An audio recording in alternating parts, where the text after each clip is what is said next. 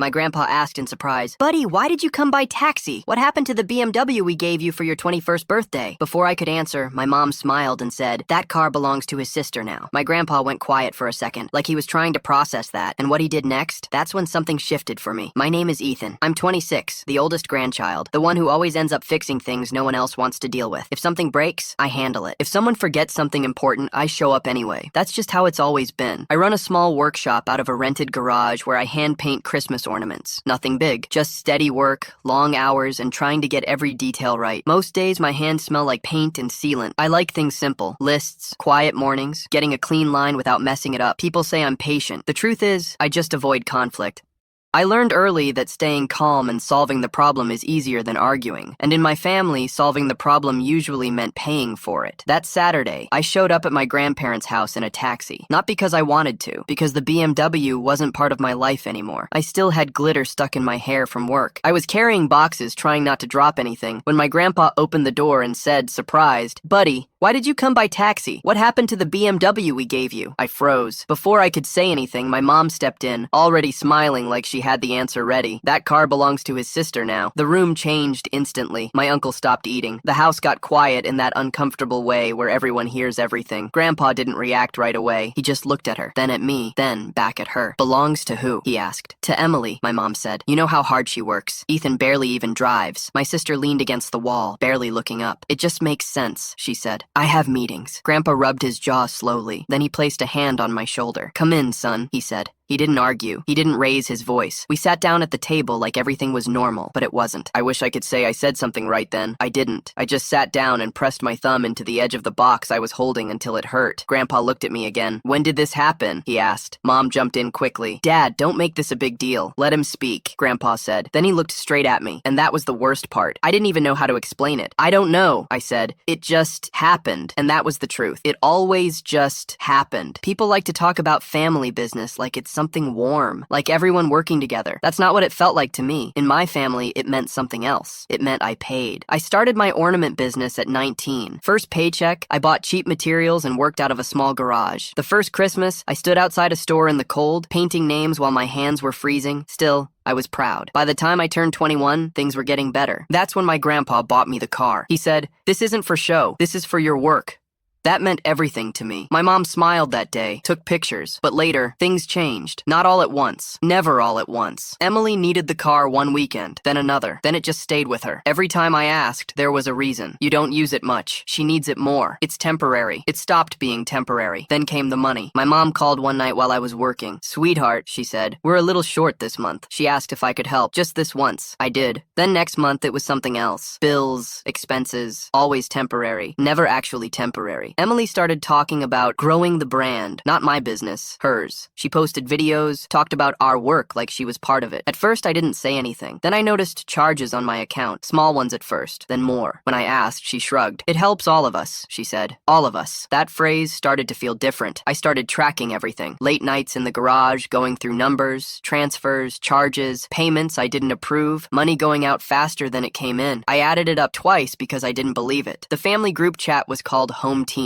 One night, my mom sent, "Thanksgiving plan, everyone contributes $300. Emily can't right now, so Ethan will cover her." Like it was already decided. I stared at it. Then I wrote, "I've already covered a lot. I need the car back. And stop using my card." Mom replied immediately, "Ungrateful." Emily reacted with a heart. My dad sent a thumbs up. That was it. That same week, my account went negative. I slept on the floor of my workshop that night. It was quiet. Too quiet. I kept thinking the same thing. I can't keep doing this. But I didn't know how to stop. And that's how I ended up there that Saturday, taking a taxi, carrying boxes, acting like everything was fine, until my grandpa asked that one question, and everything started to crack. 2 days later, I was back at my grandpa's table. Same house, same people, but it didn't feel the same. Dinner was already served.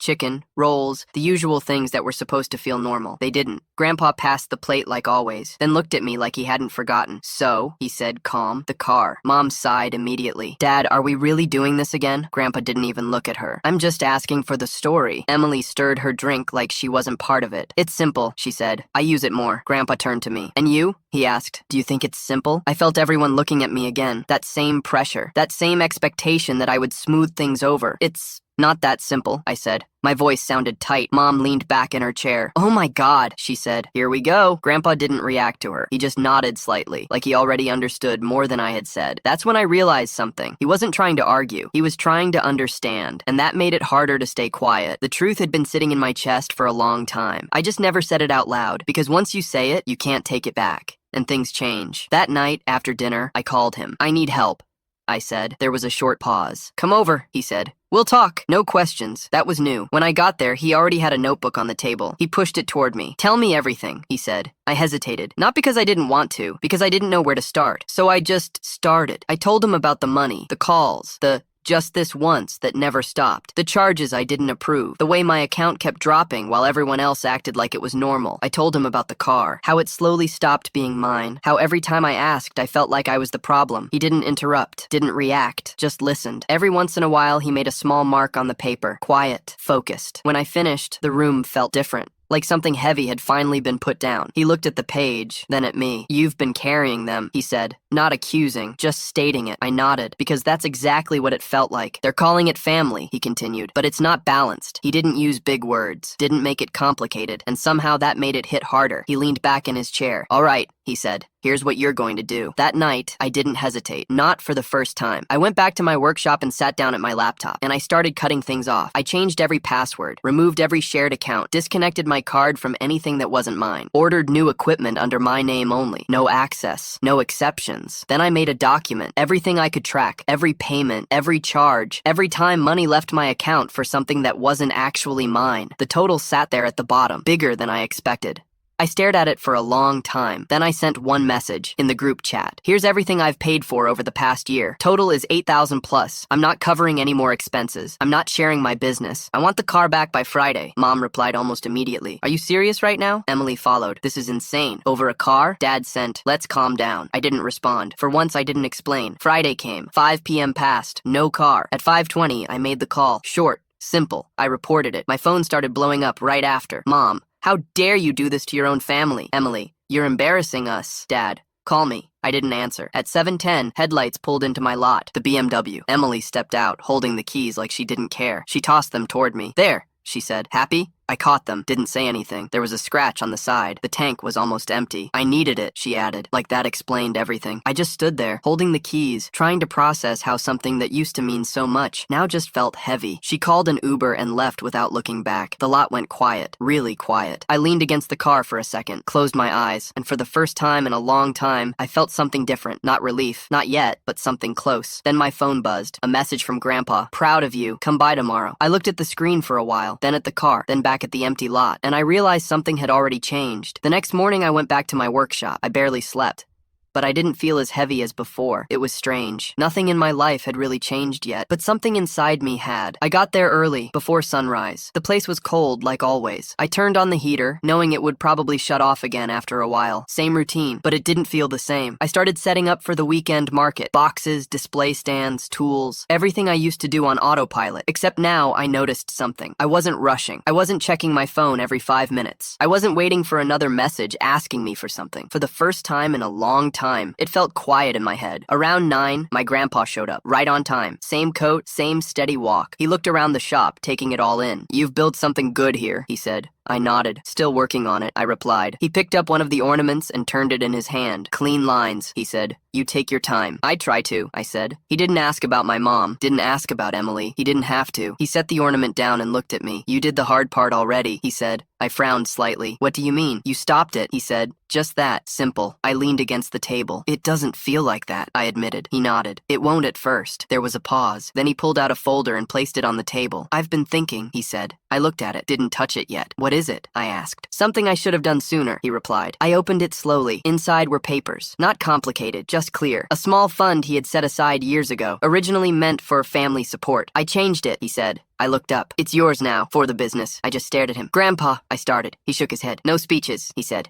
Just use it right. I didn't know what to say. Part of me felt relieved. Another part felt uncomfortable. Are you sure? I asked. He looked at me like the answer was obvious. I've been watching, he said. You're the only one building something real. That hit harder than I expected. I don't want this to make things worse, I said. They already made it worse, he replied calmly. Then he added, this just makes it clear. I nodded slowly, because he was right. Later that day, I set up at the market, same as always. Cold air, people walking by, that mix of stress and hope. But something was different. I wasn't carrying that same pressure anymore. Around noon, my phone started buzzing again. Messages from Mom. You went too far. You embarrassed us. Family doesn't do this to each other. I read them. Then I muted the conversation. A customer walked up, asked for a name. Mason, she said, with a small heart. I nodded and got to work. As I painted, my hands felt steady. More steady than they had in months. A few hours later, my dad showed up. He stood near the table, hands in his pockets, not really looking at me. Your mom's upset, he said. I know, I replied. He shifted his weight. You could have handled it differently. I looked at him. How? I asked. He didn't answer right away. Then he just shook his head. I don't know, he admitted. That was the first honest thing anyone had said in a while. I'm not doing this anymore, I said. He nodded slowly. I figured, he replied. He stayed for a minute longer, then left. That night, I checked my sales. Sold out of almost everything. It wasn't just the money. It was the feeling, like I was finally working for myself again. The next morning, Grandpa called. Family meeting, he said. Do I have to come? I asked. Yes, he said. When I got there, everyone was already sitting at the table. Mom, Dad, Emily. Tension filled the room. Mom started immediately. This has gone too far, she said. You're tearing this family apart over money. Grandpa didn't raise his voice. We're going to talk about facts, he said. He placed my printed document on the table, tapped it once. This is what he's been covering, he said. No drama, no exaggeration, just facts.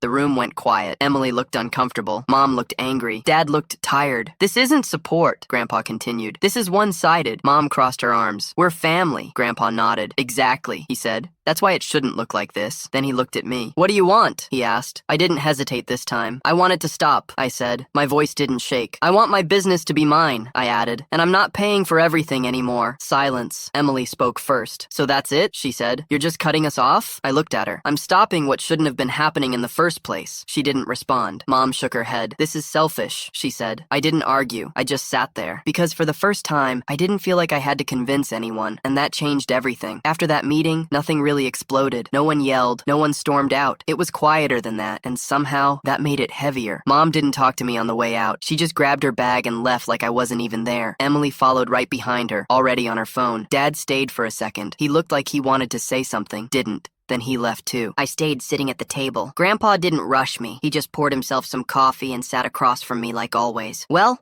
he said after a while, that went about as expected. I let out a small breath. Yeah, I said. Feels worse than I thought it would. He nodded. It usually does, he said. I rubbed my hands together, trying to shake off the feeling. They think I'm the bad guy now, I said. Grandpa looked at me carefully. They thought you were useful before, he replied. That's not the same thing as respecting you. That landed hard, because I knew it was true. I didn't want it to get like this, I said. It already was like this, he answered. You just stopped pretending it wasn't. I didn't say anything after that, because there wasn't really anything to argue. That week, I started making changes. Real ones. I used the money Grandpa gave me to secure a better space. Still small, but cleaner, better lighting. Enough room to actually move without bumping into everything. I moved everything myself. Late nights, multiple trips. No one offered to help. I didn't ask. The new place felt different the moment I stepped inside. Not because it was bigger, because it was mine. I set up the tables, organized the shelves, lined up my paints in a way that actually made sense. No one touching anything. No one borrowing supplies. No one turning it into something else. Just me. A few days later, Mom texted, "Family dinner this Sunday." I looked at it for a while, then replied, "I can't. I've got work." She answered almost immediately, "You always have work now." I didn't respond, because she wasn't wrong, but it wasn't about work. It was about space. Dad showed up at the shop a couple days later. Didn't call first, just walked in and looked around. "New place?" he asked. "Yeah," I said. He nodded slowly. "Looks good," he said. We stood there for a second, awkward. Then he picked up one of the ornaments, turned it in his hand. "You've always been good at this," he said. I didn't know what to say to that, so I just said, "Thanks." He set it down. "Your mom's still upset," he added. "I know," I said. Another pause. "She thinks you cut everyone off," he said. I looked at him. "I didn't cut anyone off," I said. "I just stopped paying for everything." He nodded slowly, like he understood, but didn't want to fully agree. "Things might take time," he said. "I'm not in a rush," I replied. That seemed to settle something in him. Before leaving, he grabbed 2 ornaments from the table. "I'll take these," he said. "You don't have to." "I know," he cut in. Then he paid, full price. That mattered more than he probably realized. A week later, Emily came by. I didn't expect that. She walked in like she wasn't sure if she should be there, looked around, didn't say anything at first.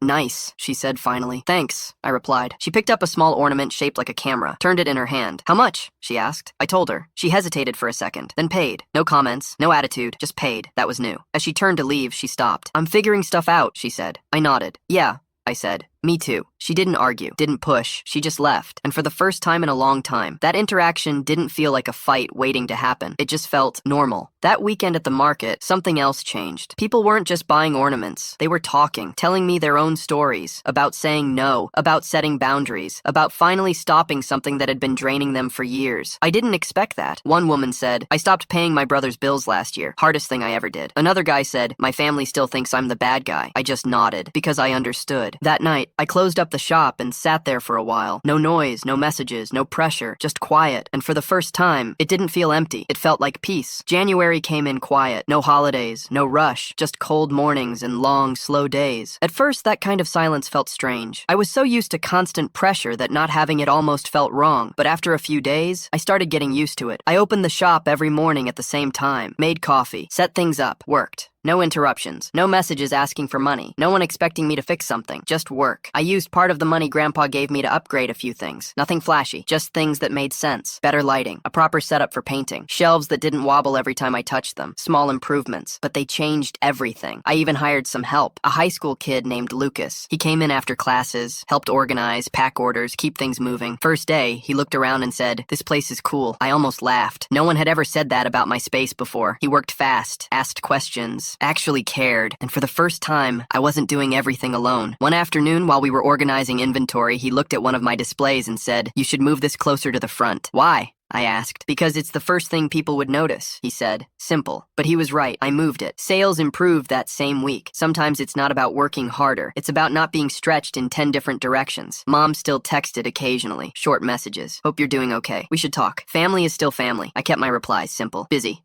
Working. Maybe another time. No long explanations. No arguments. Just distance. Dad came by again one afternoon. Same way as before. No warning. He stood near the door for a second before stepping in. "Looks like things are going well," he said. "Yeah," I replied. He nodded. Walked around slowly. "You seem different," he added. I looked at him. "I am," I said. He didn't argue with that. Instead, he picked up another ornament. "You've got steady hands," he said. "Trying to keep them that way," I replied. He gave a small nod. Before leaving, he hesitated, then said, "Your grandpa's proud of you." I didn't answer right away. Then I said, "That matters." He nodded again, then left. A few days later, Mom tried again. This time, a longer message. "You've made your point, but this doesn't have to be permanent. We're still your family." I read it twice. Then I typed, "I'm not trying to make a point. I'm just not going back to how things were." She didn't reply. That silence lasted longer this time. Emily didn't come back after her last visit, but I saw her online. Different kind of content now. Less about branding, more about everyday things. It felt more real. One afternoon, a customer came in and started talking while I worked. She said, "It's funny how people get upset when you stop doing things for them." I nodded. "They don't miss you," she added. "They miss what you were doing for them." That stayed with me because it explained a lot. That night, after closing, I sat in the shop for a while, lights off, just sitting there, thinking about everything. A few months ago, I couldn't imagine things being like this. Quiet, stable, mine. Now, I couldn't imagine going back. And that was the biggest change of all. I didn't feel guilty anymore. Not the way I used to. I still cared. That didn't go away. But I finally understood something I hadn't before. Caring about people doesn't mean letting them take from you. And once that clicked, everything else started making sense. By February, things settled into a rhythm. Not perfect, but steady. I knew what my days looked like. Open the shop, work, talk to customers, close up, go home, sleep. No surprises, no sudden problems showing up out of nowhere. That alone felt new. Lucas kept coming in after school. He got faster, more confident, started handling things without asking every time. One day he said, "You ever think about selling online more?" "I already do a little," I said. "You should do more," he replied. "People would buy this." I looked at him. "You really think so?" I asked. He nodded. "Yeah.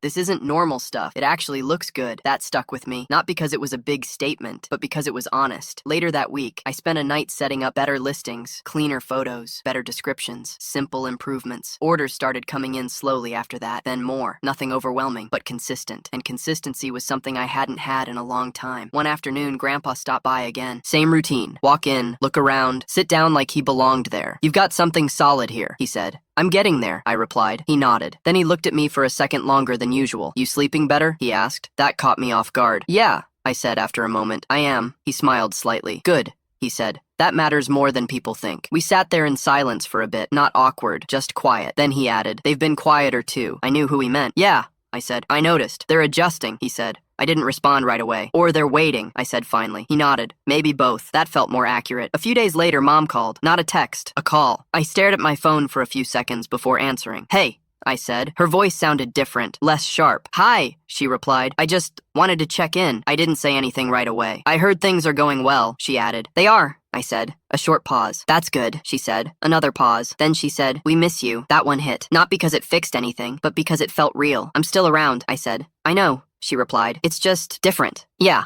I said. Neither of us said anything for a few seconds. Then she tried to shift it. We're having dinner this weekend, she said. You could come by. No pressure. No pressure. That was new. I'll think about it, I said. She didn't push. Okay, she said. Just think about it. We hung up after that. I sat there for a while, phone still in my hand. It wasn't the same conversation we used to have. There was no guilt, no demands, no expectations hidden inside the words, just space. That night, I stayed at the shop later than usual, not because I had to, just because I wanted to. I worked on a small batch of custom pieces, simple designs, clean lines. My hands felt steady, not rushed, not tense, just steady. And somewhere in the middle of that quiet, I realized something. Things weren't fixed, but they weren't broken the same way anymore either. And for now, that was enough. I didn't go to that dinner, not that weekend. I thought about it more than I expected.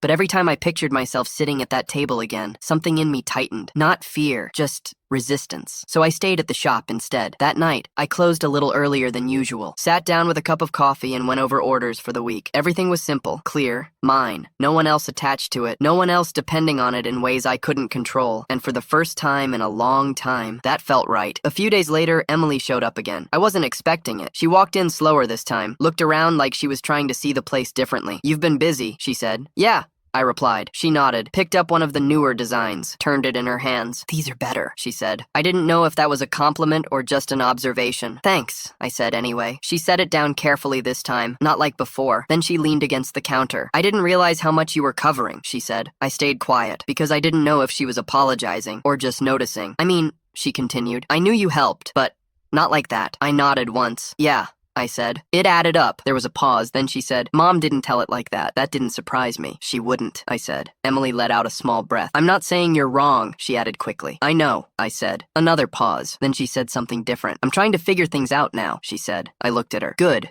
I replied, and I meant it. She glanced around again. Do you ever think about working together again? She asked. That question hung in the air. Not like before. Not casual. Careful. I took a second before answering. Not like before, I said. She nodded slowly. Yeah, she said. That makes sense. And that was it. No argument, no pressure. She picked up a small ornament. I'll take this, she said. I told her the price. She paid. Full price. Again. That still stood out to me. Before leaving, she paused at the door. I'm not trying to mess things up again, she said. I believed her. At least, a little. Then don't, I said. She nodded, then left. The shop went quiet again, but it didn't feel tense. Just quiet. Later that week, I decided to try something new. I recorded a short video while I worked. Nothing fancy. Just my hands painting a small design. No talking, no face, just the process. I posted it. Didn't think much of it. By the next day, it had more attention than anything I'd posted before. People liked it, not because it was perfect, but because it felt real. That was something I hadn't leaned into before. I always thought I needed more. Better setup. Better strategy. Turns out, I just needed to stop overthinking it. Orders picked up again after that. Not crazy, but steady, and steady was enough. One evening, Grandpa came by again. Sat in the corner like usual, watching. You look lighter, he said after a while. I feel lighter, I replied. He nodded. That's what happens when you stop carrying things that aren't yours, he said.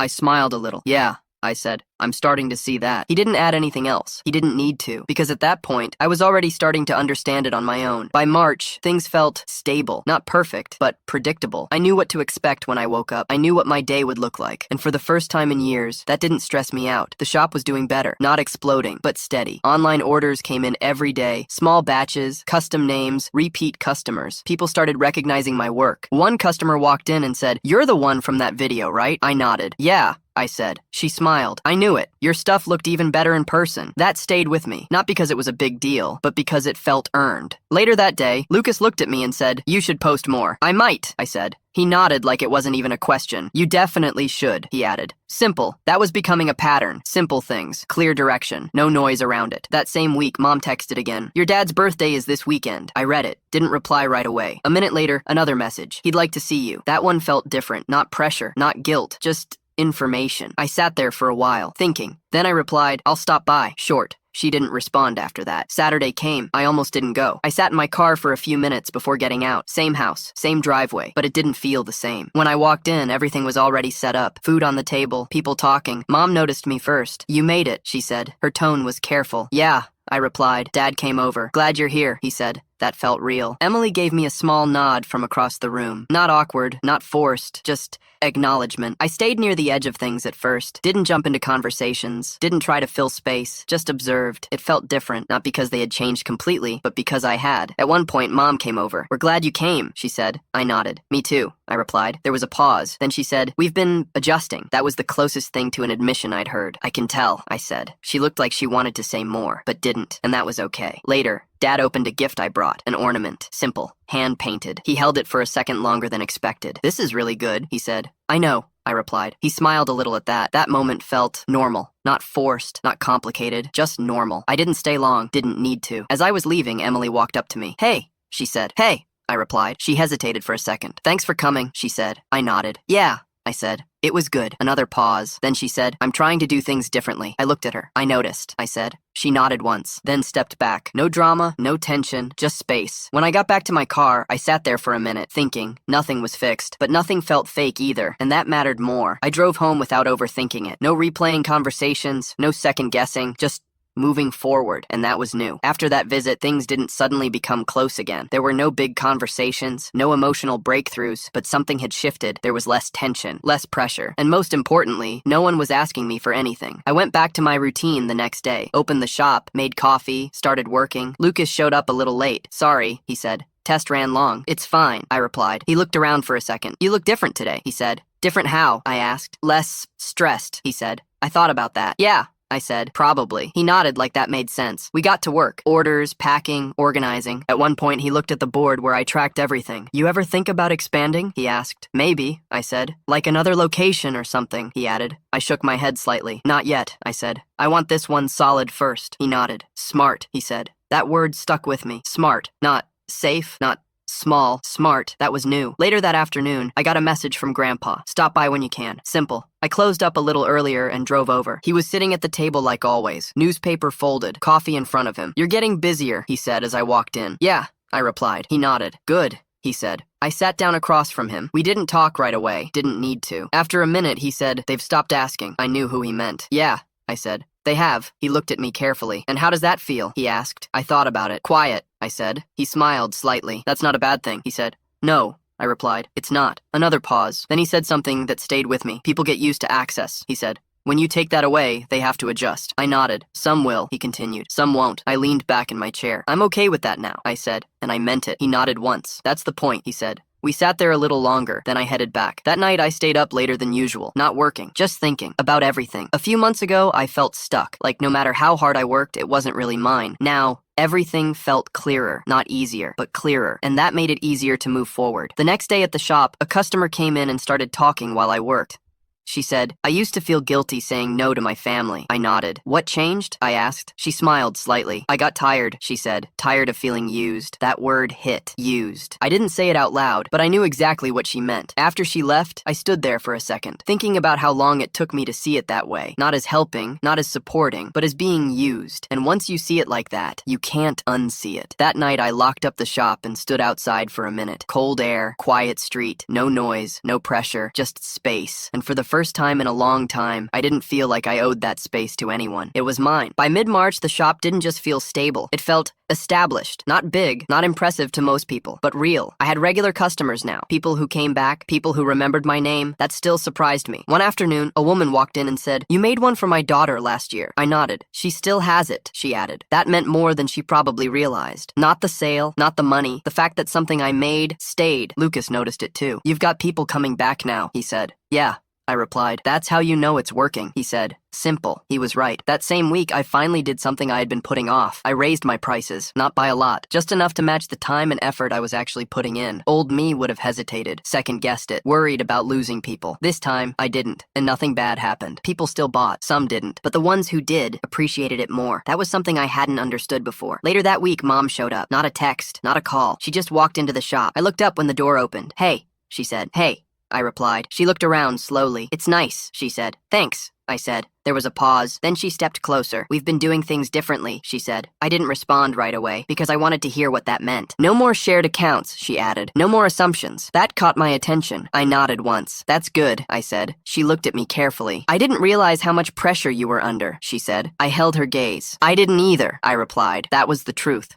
There was a long pause, not uncomfortable, just honest. I'm not asking you to go back, she said. That mattered. I just want things to be better. I nodded slowly. Me too, I said, and for once, that didn't feel like a lie. She picked up one of the ornaments, turned it in her hands. You've always been good at this, she said. I didn't answer that, because it wasn't about that. Not anymore. She set it down. I'll let you get back to work, she said. Okay, I replied. She walked to the door, then paused. I'm proud of you, she said. That one stayed. After she left, I stood there for a minute, processing it. It didn't fix everything, but it felt real, not forced, not manipulative, just real. Later that night, Grandpa called. Your mom stopped by? He asked. Yeah, I said. He was quiet for a second. That's a good sign, he said. Maybe, I replied. He chuckled softly. Progress doesn't look dramatic, he said. It looks like this. I leaned back in my chair. Slow? I asked. Steady, he corrected. That word again. Steady. It felt like everything was coming back to that, and for the first time, I wasn't trying to rush past it. I was actually okay staying there. By April, things didn't feel new anymore. They felt normal, not the old normal, a different one. The kind where I woke up and didn't immediately think about problems. The shop kept moving, orders coming in, customers returning, Lucas getting better every week. At some point, I stopped checking my phone constantly. That habit just faded. No more waiting for something to go wrong. One afternoon, Lucas looked at me while packing an order. You ever notice how calm this place is? He said. I paused for a second. Yeah, I said. I do. He nodded. It's a good kind of calm, he added. That was exactly it. Not empty, not quiet in a bad way, just steady. That word again. Later that day, I got a message from Emily. Can I stop by? I looked at it for a second, then replied, yeah.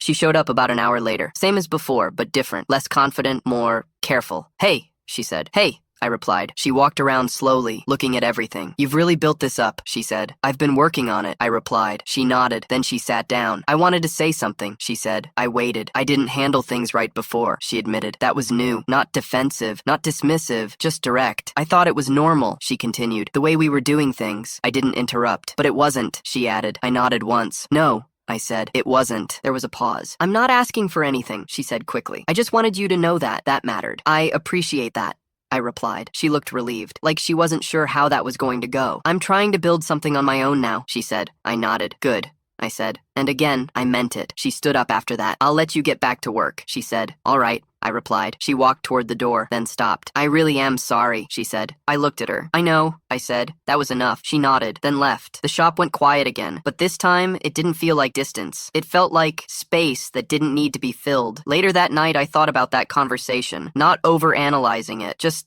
letting it sit, and I realized something. I didn't need an apology to move on, but hearing one made it easier. The next morning, Grandpa came by. Same routine, sat down, looked around. She came by? He asked. Yeah, I said. He nodded. That's good, he said. I leaned back. She apologized, I added. He looked at me. And? He asked. I thought about it. It felt real, I said. He smiled slightly. That's all that matters, he replied. We sat there for a bit. Then he said something simple. Things don't go back, he said. They move forward. I nodded. I'm okay with that, I said. And for the first time, that wasn't something I was trying to convince myself of. It was just true. By late April, I stopped thinking about before so much. Not because it didn't matter, but because it didn't control anything anymore. The shop kept growing in small ways. Nothing dramatic, but steady. More custom orders, more repeat customers, people recommending me to others. Lucas started handling things on his own without asking. One afternoon, he said, I think we should reorder these. I looked over. He was right. Go ahead, I said. He nodded like that was normal. And that was the point. Things were becoming normal. Not dependent, not chaotic, just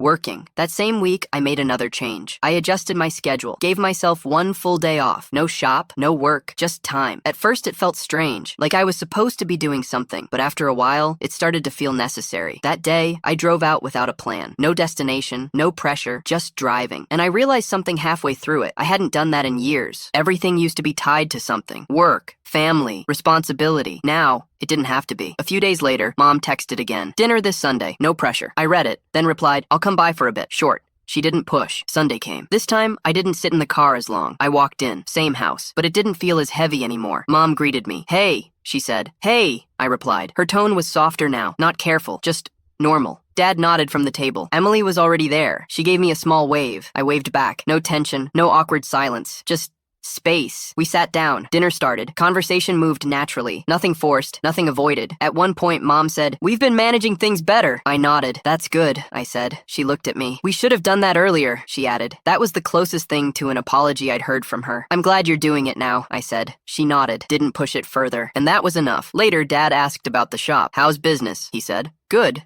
I replied. "Steady," I added. He smiled slightly. "Sounds like you," he said. I didn't argue with that. Emily mentioned something about her own projects. Different now. Less talk about growth, more about actual work. "I'm trying to build something real," she said. I nodded. "Good," I said. And again, I meant it. I didn't stay long, didn't need to. As I got up to leave, Mom walked me to the door. "I'm glad you came," she said. "Me too," I replied. She hesitated for a second, then said, "We're figuring it out." I looked at her. "Yeah," I said. "Me too." That felt honest. No pressure, no expectations, just where things were. When I got back to the shop later that night, I didn't feel drained. I didn't feel pulled back into anything. I just felt separate in a good way. And that's when I realized something important. Distance didn't mean losing people. Sometimes it just meant seeing them clearly. By May, things didn't feel fragile anymore. They felt solid. Not because everything was perfect, but because nothing felt like it could collapse overnight. The shop had its own rhythm now. Mornings were for setup, afternoons for customers, evenings for finishing orders. Lucas handled more without asking. One day, he said, "I think we're running out of these again." I checked. He was right. "Order more," I said. He nodded. No hesitation. That was becoming normal too. Trust. Not just in him, in the whole system. Something I hadn't had before. That same week, I got a message from a local store. They wanted to carry some of my work. Not a huge deal, but still, a step. Old me would have overthought it. This time, I didn't. I set clear terms. Simple, fair. They agreed, and just like that, something new opened up. No pressure, no confusion, just a clear agreement. That felt different. Later that week, Grandpa came by again. He looked around like always. "You're expanding," he said. "A little," I replied. He nodded. "Good," he said. We sat down for a bit. Then he asked, "Do you feel in control now?" I thought about it. "Yeah," I said. "I do." He smiled slightly. "That's the difference," he said. I didn't need him to explain. I already understood. Control didn't mean everything went my way. It meant I wasn't being pulled in directions I didn't choose. That was enough. A few days later, Mom called again. Not about money, not about problems, just to talk. "How's the shop?" she asked. "Good," I said. "Busy?" "Steady." She paused for a second. "That's a good word," she said. I smiled a little. "Yeah," I replied. We talked for a few minutes. Simple things. Nothing heavy. No tension. And when the call ended, I didn't feel drained. That was new. Emily sent me a message later that week. "Got my first small order." I looked at it, then replied, "Nice. Keep going." She responded with a simple, "Thanks." That was it. No competition. No comparison. Just separate paths. And that worked. That night, I stayed at the shop a little longer. Not because I had to, because I wanted to. I worked on a new design, something different. Took my time with it. No rush, no pressure, just focus. And while I was working, I realized something. I wasn't trying to prove anything anymore. Not to my family, not to myself. I was just building, and that felt better than anything else. By June, I stopped thinking of the shop as something I was trying to build. It was built. Still growing, still improving, but no longer fragile. It could stand on its own. That changed how I saw everything. I wasn't chasing stability anymore. I had it. Now, I was just maintaining it. Lucas had become a real part of the routine, not just helping, actually contributing. One afternoon, he said, "We should start preparing for the holidays early this year." I looked at him. "Early?" I asked. He nodded. "Yeah. If last year was busy, this one's gonna be bigger." I thought about it. He wasn't wrong. "All right," I said. "Let's plan it out. Simple. No stress, just preparation." That was new. Planning without pressure. Later that week, I got another message from the local store. They wanted to increase their order. Not by a lot, but enough to matter. I agreed. Same clear terms. No confusion. No blurred lines. That alone made everything easier. One evening, Grandpa came by again. Same routine. Sat down, looked around. "You've turned this into something real," he said. I nodded. "Yeah," I replied. "I guess I have." He smiled slightly. "I never doubted it," he said. I believed him, not because he said it now, because he had shown it from the beginning. We sat there for a while, then he said something simple. "You don't look tired anymore." I thought about that. He was right. "I'm not," I said, and that felt good to admit. A few days later, Mom stopped by again. This time it felt normal. Not planned, not careful, just normal. She walked in, looked around, smiled a little. "It's busy," she said. "Yeah,"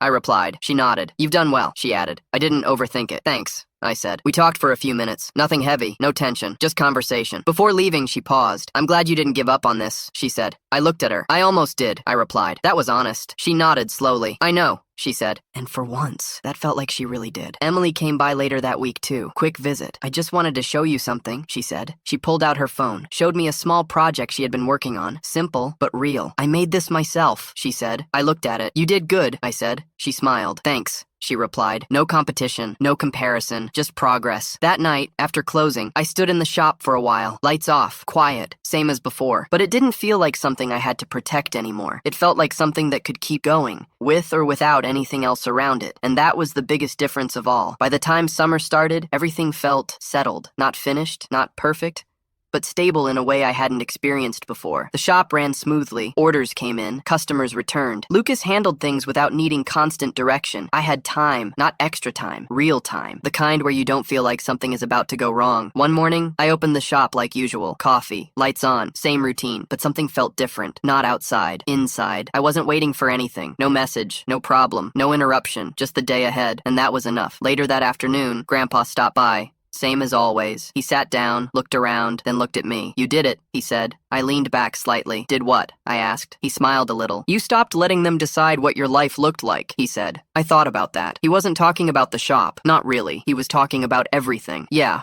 I said. I guess I did. He nodded. That's not easy, he added. I know, I replied. We sat there quietly for a bit. Then he said something that stayed with me. Boundaries feel wrong to people who benefit from you not having any. I let that sink in because it explained everything. The reactions, the tension, the guilt, all of it. I used to think saying no meant I was doing something wrong, I said. He shook his head. It just means you're choosing, he replied. That felt simple and true. After he left, I stayed at the shop a little longer, not working, just sitting there, thinking about how things used to be, how normal it felt to carry everything, how long it took me to realize it wasn't supposed to be like that, and how hard it was to change it, but also how worth it was. That night, I drove home slowly. No rush, no pressure, just quiet. A few days later, I stopped by the senior center with a small box of ornaments that weren't perfect. Paint slightly off, lines not as clean, things I wouldn't sell. The manager smiled like they were worth everything. These are perfect, she said. I nodded, because I understood that now. Perfect doesn't always mean flawless. Sometimes it just means honest. On the way back, I passed by my parents' house. Lights on, Emily filming something inside, Mom moving around in the kitchen. For a second, I slowed down, not because I wanted to go in, just to look. Then I kept driving, not out of anger, not out of distance, just because I didn't need to stop anymore, and that was the difference. I still cared. That never went away, but I wasn't responsible for everything anymore. I wasn't the solution to every problem. I wasn't the one holding everything together, and I didn't need to be. Back at the shop the next morning, I unlocked the door, stepped inside, and set things up like always. Same routine, but now, it actually felt like mine. Not shared, not taken, not expected. Mine. I still help when I can, still show up when it matters, but only when it's real, only when it's asked, not assumed. I don't say yes to everything anymore, and I don't explain myself the way I used to. I just say no, and mean it, because now I know what happens when I don't. I lose myself in the process, and I'm not going back to that. If that makes me selfish to some people, that's fine. I've seen what saying yes to everything costs, and I prefer what my no has given me. Time, peace, steady hands, and a life that finally feels like it belongs to me.